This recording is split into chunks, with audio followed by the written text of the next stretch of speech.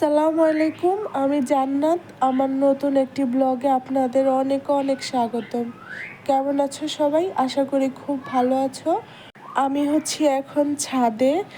আমার বাসায় কিছু আমি গাছের জন্য সবজি পচায় রাখছিলাম, ওইগুলাই আমি গাছের গোড়াতে এখন দিয়ে দিচ্ছি। তো আজকে আমি ছাদে চলে এসেছি হচ্ছে আমার ছাদ বাগান থেকে অনেকগুলো জিনিস হারভেস্টিং করব। দেখি আমার ছাদ আমাকে কি কি জিনিস উপহার দেয়। তো এই যে এখন হচ্ছে প্রথমেই দেখলাম বেগুন। আমার গাছে বেগুন খুব একটা নাই, গাছগুলো এখনো ছোট ছোট, তো মাত্র বেগুন দেওয়া শুরু হয়েছে। এর আগে কয়েকটা বেগুন গাছ লাগাইছিলাম, ওইগুলো সব উঠায় নিছি। ওইখান থেকেই বেগুনের বিচি থেকে এই গাছগুলো সব করছি। তো এখান থেকে আজকে আমি এই যে একটা বেগুন পেলাম, আর এই যে এই পাশটাতে আরেকটা বেগুন আছে। তো আরও দুইটা বেগুন ছিল, তো ওইগুলো হচ্ছে আমি নিয়ে খেয়ে ফেলছি।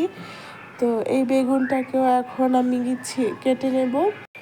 ভাবা যায় গত বছর আমি হচ্ছে 2-3টে বেগুন গাছ কিনে নিয়ে আসছিলাম, ওইখান থেকে আমি চারা করে তারপর আজকে বেগুন কাটতেছি। তো এই যে হচ্ছে আমার কামরাঙ্গা গাছ। তো এখানেও দেখি ভালোই কামরাঙ্গা হয়েছে। তো আমাদের বাসার হচ্ছে কিছু কাজ করানো হইতেছিল, তো লেবাররা যখন উপরে উঠে তখন কামরাঙ্গা তারপরে ডালিম এগুলো ওনারা ছিঁড়ে খায়। তো আমি কিছু বলি না, ওনারা খায় আমি দেখছি। তো এখন হচ্ছে পাকা কামরাঙ্গা দেখি কয়েকটা কম আছে, তো অনেক ফুল আসছে, প্রচুর ফুল আসছে। আর এখনো প্রচুর ছোট ছোট কামরাঙ্গা আছে, অনেক বের হইতেছে। এই যে এখানে এক থোকা কামরাঙ্গা, খুবই ভালো লাগে। তো সবাই খেলে কোনো সমস্যা নেই। কয়েক মাস আগে আমি প্রচুর পুঁই শাক লাগাইছিলাম, আমার আগের অনেকগুলা ভিডিওতে আছে। এত সুন্দর পুঁই শাক হয়েছে, অনেক সুন্দর পুঁই শাক হয়েছিল। তো এবার আর তত একটা পুঁই শাক গাছ লাগাই নাই। তো কয়েকটা বিচি থেকে হয়েছিল, তো ওইগুলাকে আমি যত্ন করে বড় করে নেব। অত পুঁই শাক আমি একলা খেতে পারি নাই, তো অনেককেই দিছিলাম। তারপরে আবার আমার পাশের ভাড়াটিয়া সবাইকেই আমি পুঁই শাক দিছিলাম, কিন্তু এবার আর তত একটা পুঁই শাক গাছ লাগানো হয় নাই। তো এই যে এই কয়েকটা পাতা নিয়ে নিছি, গাছ থেকে ডাল কাটলাম না, ডাল কাটলে দেখা যায় পরে আর ডালগুলো বাড়তে অনেকটাই সময় লাগে। আমি পাতাগুলোকেই কেটে নিলাম। এই যে আমার ডালিম গাছটাতে এখন অনেক ছোট ছোট ডালিম আছে, বড় 6-7টা ডালিম ছিল। তো ওখান থেকে আমি 2টা নিছিলাম, আরগুলা ওনারা খেয়েছে মনে হয়। আর এই যে আমার এখানে আছে লাল পুঁই শাক, লাল পুঁই শাকগুলো খুব সুন্দর বড় হয়েছে। 2 ধরনেরই পুঁই শাক পাতা আছে আমার কাছে। তো লালটা থেকেও বড় বড় কিছু পুঁই পাতা আমি কেটে নিব এখন।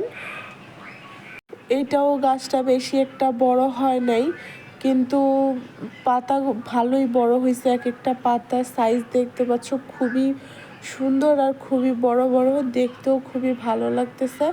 তো ডাটা কেটে নেব না, এগুলো আরও অনেক বড় হোক, তারপর একবারেই আমি ডাটা সহ কাটবো, হারভেস্ট করব। কিন্তু আজকে খালি পাতাগুলোই কেটে নিব। ভালোই এটাতে পাতা হয়েছে। এই যে এই গাছ থেকে আমি এই কয়টা পাতা পাইছি। তো যাই হোক, ছাদ থেকে অল্প একটু পাইলেও হয়তো আমার কাছে মনে হয় অনেকটাই, কারণ ছাদ থেকে টবের ভিতরে কোনো কিছু লাগিয়ে তারপরে ওটা থেকে ফল পাওয়াটা খুবই টাফ। কারণ শাক সবজি এগুলোকে টবে চাষ করা খুবই কষ্টকর আর প্রচুর পরিশ্রম লাগে, আর অনেক যত্ন নিতে হয়। যত্ন না নিলে সবজি কখনোই দেয় না।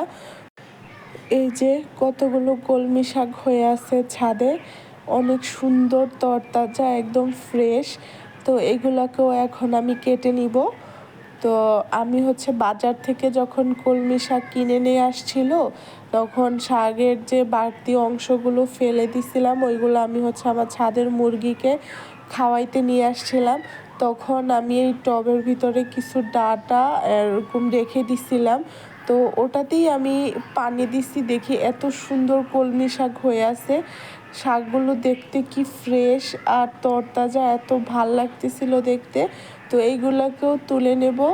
তো সব কিছুই অল্প অল্প আছে, এগুলো দিয়ে অনেক কিছুই রান্না করে খাওয়া যাবে।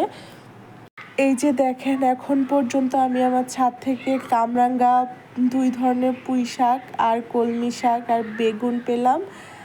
আর আর কি কি আছে হেঁটে হেঁটে দেখি।